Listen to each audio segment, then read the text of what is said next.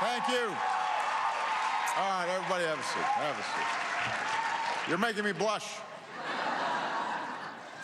Well, I love you back. Thank you. Cecile, thank you for the warm introduction, and thank you for the outstanding leadership that you've shown over the years. You just do a great, great job. I want to thank all of you for the remarkable work that you're doing day in, day out in providing quality health care to women all across America. You are somebody that women, young women, old women, women in between, count on for so many important services, and we are truly grateful to you. I'm sorry that I could not be at the party yesterday. I understand it was a little wild. That's what I heard. But as all of you know, obviously, we've gone through a pretty tough week and a half, and I was down in Texas letting the people of West Texas know that we all love them and care about them in their time of grieving. But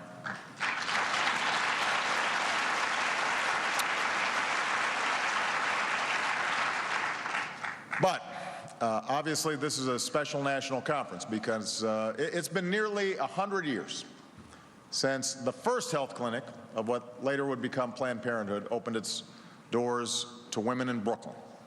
And for nearly a century now, one core principle has guided everything all of you do: that women should be allowed to make their own decisions about their own health. It's a simple principle.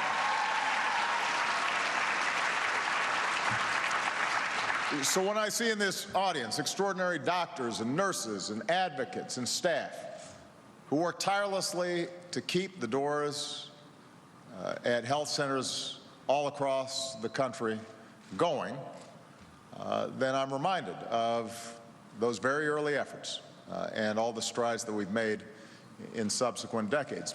And I also think about the millions of mothers and daughters and wives and sisters, friends and neighbors who walk through those doors every year. And somewhere there's a woman who just received a new lease on life because of a screening that you provided that helped catch her cancer in time. Somewhere there's a woman who's breathing easier today because of the support and counseling she got at her local Planned Parenthood health clinic.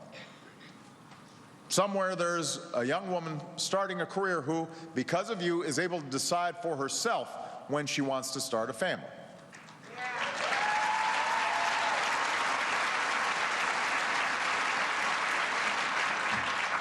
One in 5 women in this country has turned to Planned Parenthood for health care. 1 in 5. And for many, Planned Parenthood is their primary source of health care. Not just for contraceptive care, but for life-saving preventive care like cancer screenings and health counseling. So when politicians try to turn Planned Parenthood into a punching bag, they're not just talking about you, they're talking about the millions of women who you serve. And when they talk about cutting off your funding, let's be clear, they're talking about telling many of those women, you're on your own. They're talking about shutting those women out at a time when they may need it most. Shutting off communities that need more health care options for women, not less.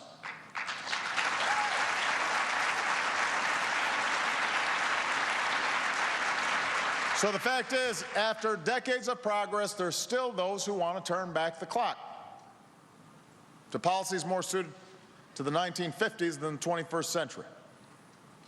And they've been involved in an orchestrated and historic effort to roll back basic rights when it comes to women's health. 42 states have introduced laws that would ban or severely limit access to a woman's right to choose. Laws that would make it harder for women to get the contraceptive care that they need. Laws that would cut off access to cancer screenings and end educational programs that help prevent teen pregnancy. In North Dakota, they just passed a law that outlaws your right to choose starting as early as 6 weeks, even if a woman's raped. A woman may not even know that she's pregnant at 6 weeks. In Mississippi, a ballot initiative was put forward that could not only have outlawed your right to choose, but could have had all sorts of other far-reaching consequences, like cutting off fertility treatments, making certain forms of contraception a crime. That's absurd.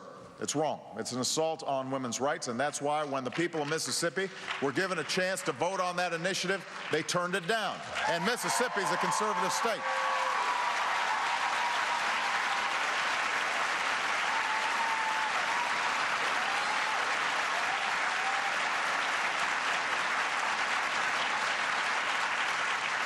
Mississippi is a conservative state, but they wanted to make clear there's nothing conservative about the government injecting itself into decisions best made between a woman and her doctor. And folks are trying to do this all across the country. When you read about some of these laws, you want to check the calendar. You want to make sure you're still living in 2013. 40 years after the Supreme Court affirmed a woman's constitutional right to privacy, including the right to choose, we shouldn't have to remind people that when it comes to a woman's health, no politician should get to decide what's best for you. No insurer should get to decide what kind of care that you get. The only person who should get to make decisions about your health is you. That's why we fought so hard to make health care reform a reality.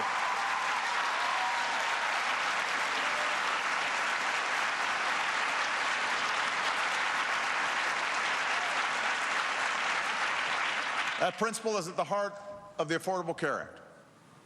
Because of the ACA, most insurance plans are now covering the cost of contraceptive care, so that a working mom doesn't have to put off the care she needs just so she can pay her bills on time.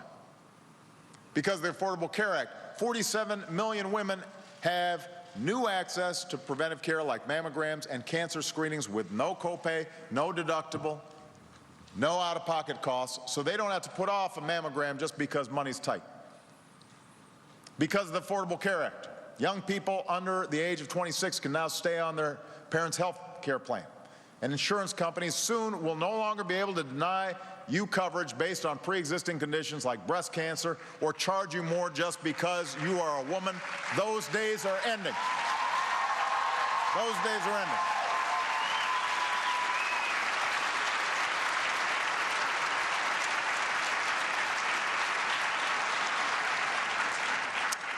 Now, I know how hard you worked to help us pass health care reform. You and your supporters got out there, you organized, you mobilized, you made your voices heard. It made all the difference. But here's the thing. If Americans don't know how to access the new benefits and protections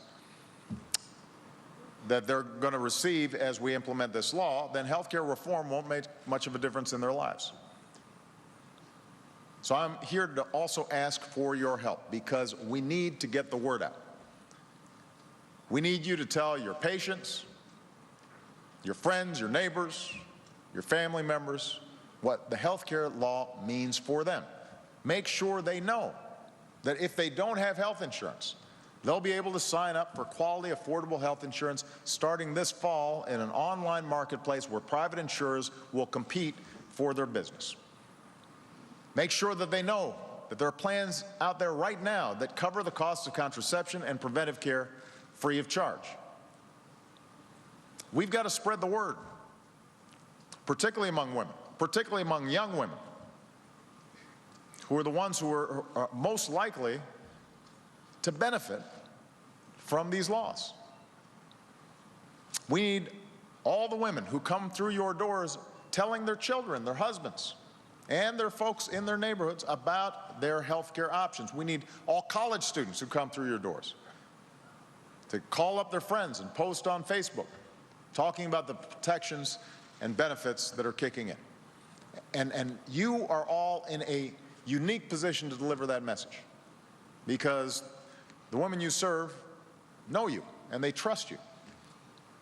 And the reason for that is that you haven't let them down before. I know it's not always easy. Cecile describes Planned Parenthood as the only organization that she's ever been at where there are opponents who, in her words, literally get up every day trying to figure out how to keep us from doing our work. Now, if she had worked in the administration, she'd she'd be more familiar with this phenomenon, but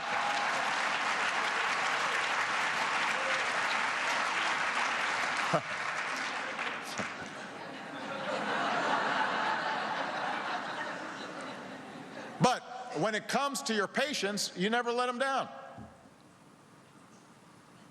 no matter what. And that's because you never forget who this is all about. This is about a woman from Chicago named Courtney who has a disease that can leave women infertile. So in college, she turned to Planned Parenthood for access to affordable contraceptive care to keep her healthy. You didn't just help her plan for a family, you made sure she could start one. And today she's got 2 beautiful kids. That's what Planned Parenthood is about.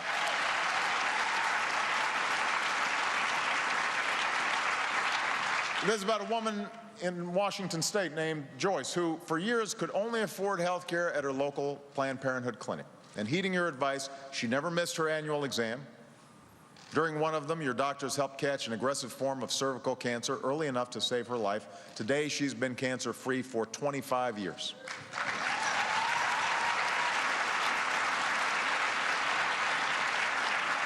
So every day, in every state, in every center that Planned Parenthood operates, there's stories like those.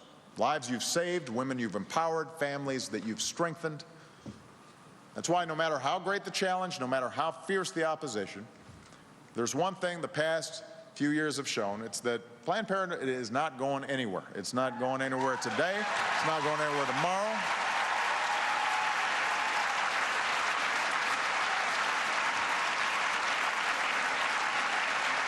As long as we've got to fight to make sure women have access to quality, affordable health care, and as long as we've got to fight to protect a woman's right to make her own choices about her own health, I want you to know that you've also got a president who's going to be right there with you, fighting every step of the way.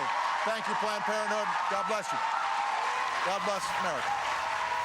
Thank you. That was President Obama wrapping up this speech to the Planned Parenthood Gala taking place here in Washington, D.C., delivering that keynote to roughly about 1,000 supporters.